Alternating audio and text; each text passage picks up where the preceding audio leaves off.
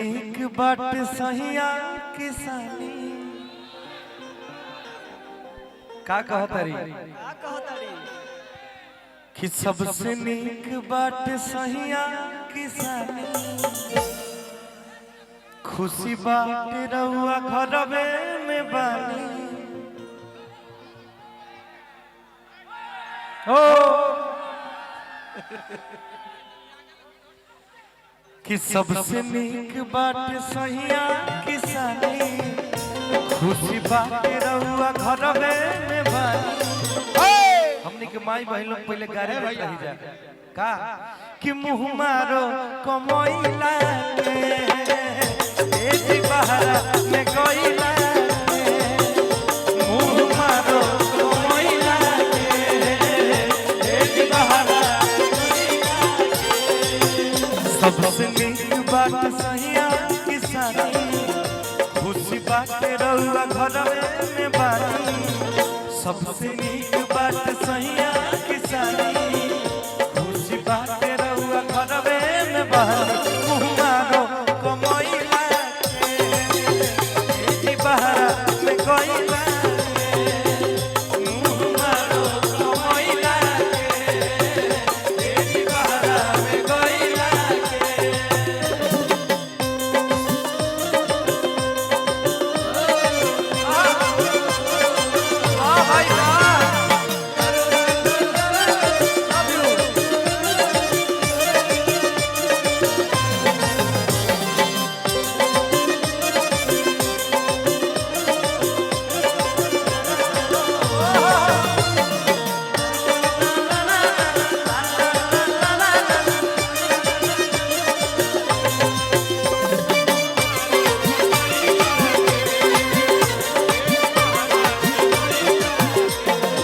कहली है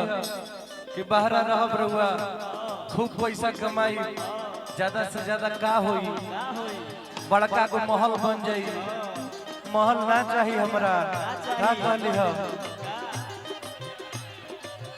महल से नीक बात टूटा ही पलानी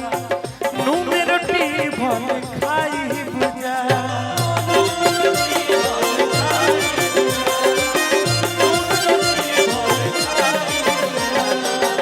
अखिया के सोझा रहबरा करवा संगहि जिंदगी बिताई बुझा संगहि जिंदगी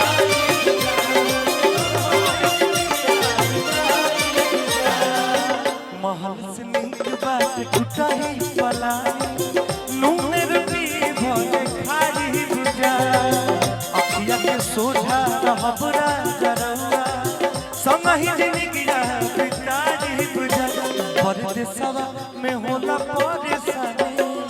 ए भैया परदेश में कितना परेशानी होला ई उहे जानत होई जे परदेश में रहेला एमे से के बात बाहर जाके कमाएला केहू ऐसन बा घरे राजा के तरह रहे वाला लइका इतनी बंद कर यार आंख पर चमकता 10 बजे तक सोते वाला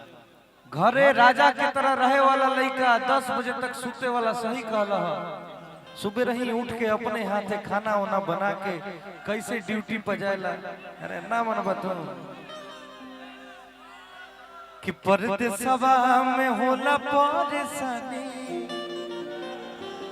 अपना धनिया के बात तानी मानी कैसे कहतरी कि परदेसवा में होला परेशानी अपना धनिया के बात तो निमान मुँह मारो कमैला ए जी बहारा में गइला मुँह मारो कमैला ए जी बहारा में गइला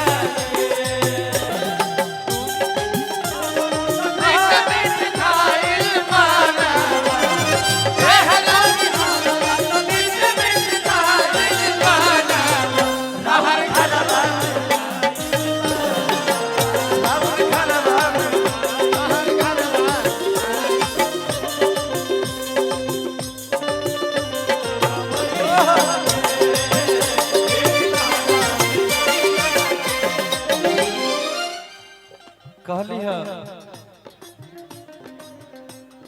कि जब रुआ घरे रहब त का होई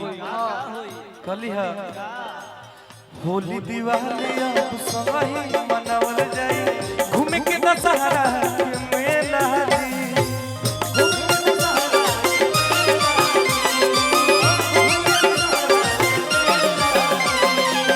खेती बाड़ी के जिम्मेवारी बभारी बाबूजी पर रन के लहरी